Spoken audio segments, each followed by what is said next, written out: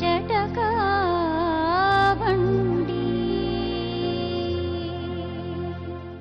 Press ಕಾನ್ಫರೆನ್ಸ್ಗೆ ಟ್ರಸ್ಟ್ನವರು ಅವರ ಹಸ್ತಂಗತರಾಗಿ ಸಮಾಧಿಯಾಗಿ 2 ದಿವಸದ ಬಳಿಕ ಆಚೆ ಬಂದು ಯಾವುದೇ ಗೊಂದಲವಿಲ್ಲ, ಎಲ್ಲವೂ ಸರಿಯಾಗಿದೆ, ಯಾವುದೇ ನಮ್ಮಲ್ಲಿ ಯಾವುದೇ ವಿವಾದ ಇಲ್ಲ, ಏನೂ ಇಲ್ಲ, ಉತ್ತರಾಧಿಕಾರಿಯ ವಿಚಾರವೇ ಇಲ್ಲ, ಎಲ್ಲ ಅವರು ಒಂಥರ ಎಲ್ಲಾರು ಬಾಯಿ ಮುಚ್ಚಿಸ್ಬಿಟ್ಟು ಹೊರಟೋದ್ರು. ಅದಾದ ಮೇಲೆ ಒಂದು ಪತ್ರಿಕೆಯಲ್ಲೂ ಸುದ್ದಿನೂ ಇಲ್ಲ, ಒಂದು ವಾಹಿನಿಯಲ್ಲೂ ಸುದ್ದಿ ಇಲ್ಲ. ಪತ್ರಿಕೆಯವ್ರಲ್ಲೂ ಕೂಡ ಪತ್ರಿಕಾ ಮಾಧ್ಯಮ ನಾನು ಅದನ್ನು ಸುಮಾರು 1.5 ಗಂಟೆಯ ಒಂದು ಮಾಧ್ಯಮ ಗೋಷ್ಠಿ ಇತ್ತು. ನಾನು ಅದು ಸಂಪೂರ್ಣವಾಗಿ ಅದನ್ನು ನೋಡಿದ್ದೇನೆ. ಆ ಪತ್ರಿಕಾ ಪ್ರತಿನಿಧಿಗಳು ಕೇವಲ ಒಂದೇ ಪ್ರಶ್ನೆಯನ್ನು ಕೇಳಬೇಕು, ಅದಕ್ಕೆ ಪೂರಕ ಪ್ರಶ್ನೆಗಳನ್ನು ಕೇಳಬಹುದು, ಕೇಳಲಿಕ್ಕಿಲ್ಲ. ಇದೆಯಲ್ಲ, ಒಂದು ಪ್ರಶ್ನೆ ಕೇಳಬಹುದು ಅಷ್ಟೇ, ಮತ್ತೆ ನೀವು ಕೇಳುವಾಗಿಲ್ಲ. ಸರಿ, ನಾನು ತುಂಬಾ ಸ್ವಾಮೀಜಿ ಒಂದ್ ನಿಮಿಷ, ನಾನು ತುಂಬಾ ದಡ್ಡತನದ ಒಂದು ಪ್ರಶ್ನೆ ಕೇಳ್ತೀನಿ.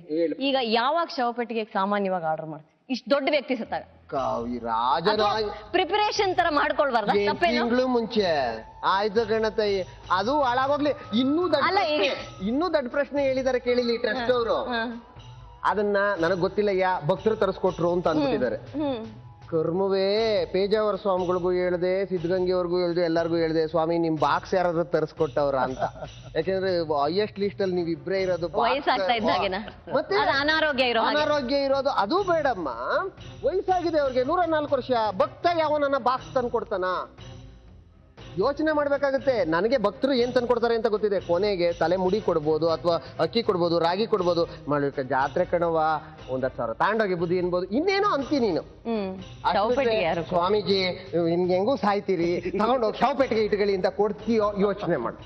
ಇದನ್ನೆಂತ ಮೂರ್ಖವಾಗಿ ಉತ್ತರ ಕೊಟ್ಟಿರ್ತಕ್ಕಂಥ ಒಬ್ಬ ರಿಟೈರ್ಡ್ ಜಡ್ಜ್ ಅಂತಂದ್ರೆ ಅದಕ್ಕೆ ಅರ್ಥ ಏನು ನನ್ಗ ಗೊತ್ತಾಗ್ತಾ ಇಲ್ಲ. ಎಲ್ಲರೂ ಸೇರ್ಕೊಂಡು ಯಾವ್ದೋ ಒಂದನ್ನು ಮುಚ್ಚಾಕ್ತಾ ಇದ್ದಾರೆ. ಭಕ್ತರು ತಂದು ಕೊಟ್ರ ಅಂತಕ್ಕಂಥದ್ದನ್ನು ಹೇಳಿಲ್ಲ. ಈಗ ನಾಳೆ ಯಾರೋ ಭಯೋತ್ಪಾದಕರು ತಂದ ಒಂದು ಬಾಕ್ಸ್ ಉತ್ತರ ಕೊಡ್ತಾರ ಇವರು? ಅಧರ್ಮಿಗಳು ತಂದು ಕೊಟ್ಟಿರ್ಬೋದು, ಆಸ್ತಿಕರು ಭಕ್ತರು ತಂದ್ಕೊಡಕ್ ಚಾನ್ಸೇ ಇಲ್ಲ ಅಂತಂದ್ರೆ ಮತ್ತೆ ಧರ್ಮಿಕರು ತಂದು ಕೊಟ್ಟಿರ್ಬೋದು. ಯಾರು ತಂದು ಕೊಡ್ತಾರ ಅದನ್ನ ಹೇಳಿ ಮೊದ್ಲು. ಆ ತಂದು ಕೊಟ್ಟ ಭಕ್ತ ಬೇಕು ನನ್ಗೆ, ಅವನು ಯಾರು ಅಂತ. ಅವನು ಬೇಕು ನನಗೆ. ಯಾಕೆಂದ್ರೆ ತುಂಬಾ ಜನ ಇದೀವಿ ಕರ್ನಾಟಕದಲ್ಲಿ ಸ್ವಾಮಿಗಳು, 18,000 ಚಿಲ್ಲರೆ ಸ್ವಾಮಿಗಳಿದೀವಿ. ನಾವ್ ಯಾರು ಬಾಕ್ಸ್ ಇಟ್ಕೊಂಡಿಲ್ಲ. ಹೇಳಲಿಕ್ಕೆ ಅಂದ್ರು, ನೋಡಲಿಕ್ಕೆ ಮಾಡ್ಲಿ. ಯೋಚನೆ ಮಾಡ್ತಾ ಮಾಡ್ತಾ ಮಾಡ್ತಾ ಮಾಡ್ತಾ ಹೋದ್ರೆ ದೊಡ್ಡ ಷಡ್ಯಂತ್ರ ಎದುರುಗಡೆ ಬರುತ್ತೆ. ಬೇತ್ಸೋರು ಯಾರು ಅಂತ. ನಿಜವಾದ ಕಾಳಜಿ ಯಾರಿಗೂ ಇರ್ಲಿಲ್ವಾ ಅಂತ? ಸತ್ಯವಾದ ಕಾಳಜಿ ಅವರ ಆರೋಗ್ಯದ ಬಗ್ಗೆ, ಅಥವಾ ಅವರ ಭಕ್ತವೃಂದದ ಬಗ್ಗೆ, ಅಥವಾ ಅವರ ಆಶ್ರಮದ ಬಗ್ಗೆ ಇತ್ತು. ಈಗ ನನಗೂ ಇತ್ತು, ಸಾಯಿ ಪ್ರಕಾಶ್ ಅವರಿಗೂ ಇತ್ತು. ಒಳಗ್ ಬಿಡ್ತಾರೆ. 29ನೇ ತಾರೀಕು ಡಾಕ್ಟರ್ಗಳು ಬಂದಿದ್ದಾರೆ.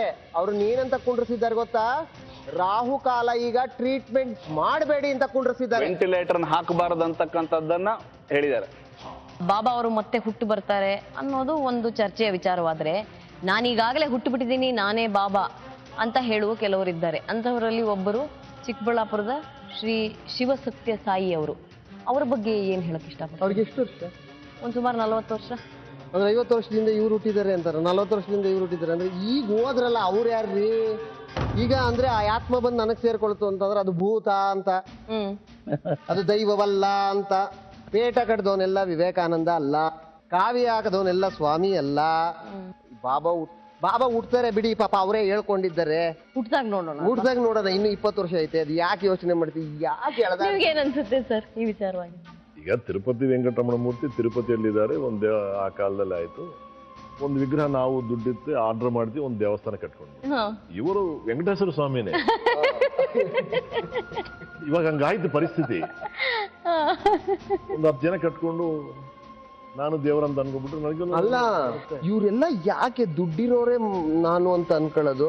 ನನ್ನ ಹೆಸರು ಹೇಳ್ಕೊಳ್ಳಿ ಹೋಗ್ಲಿ, ನಾನೇ ಯೋಗೇಶ್ವರ ಶ್ರೀಕುಮಾರ ಸ್ವಾಮಿ ಅಂತ, ಪೇಜಾವರ ಸ್ವಾಮಿ ನಾನೇ ಅಂತ ಹೇಳ್ಕೊಳ್ಳಿ. ಯಾಕೆ ಹೇಳಲ್ಲ ನೀವು? ಅದನ್ನೆಲ್ಲ ಬಿಟ್ಬಿಟ್ಟು ಬರೀ ದುಡ್ಡಿರೋರ್ನ ಮಾತ್ರ ನಾನು ಅಂತ ಹೇಳ್ಕೊಂತೀರಲ್ಲ, ಯಾಕೆ ಸ್ವಾಮಿ? ಈ ಕ್ವಶನ್ ಆನ್ಸರ್ ಹೇಳಿ ನನಗೆ ಮೊದ್ಲು. ನಿಮ್ಗೇನ್ ಅನ್ಸುತ್ತೆ?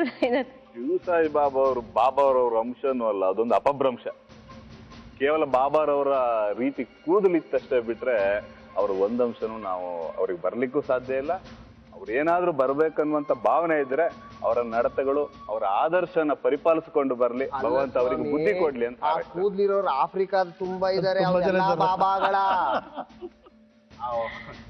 ನಿಮ್ಗೇನನ್ಸುತ್ತೆ ಸರ್? ಸತ್ಯ ಏನಂದ್ರೆ ಭೂಮಿಯ ಗುರುತ್ವಾಕರ್ಷಣೆಯ ಶಕ್ತಿಯೇ ದೇವರು. ಇವರೆಲ್ಲ ಹೇಳ್ತಾರಲ್ಲ ಬೂಟಾಟಿಕೆ ದೇವರು ಧರ್ಮದ ಹೆಸರಿನಲ್ಲಿ ಹಿಂಗೆ ಮಾಡ್ತಾ ಇದ್ದಾರಲ್ಲ ಈ ನೈವಂತಕರನ್ನ ಜೈಲಿಗೆ ಹಾಕ್ಬೇಕು.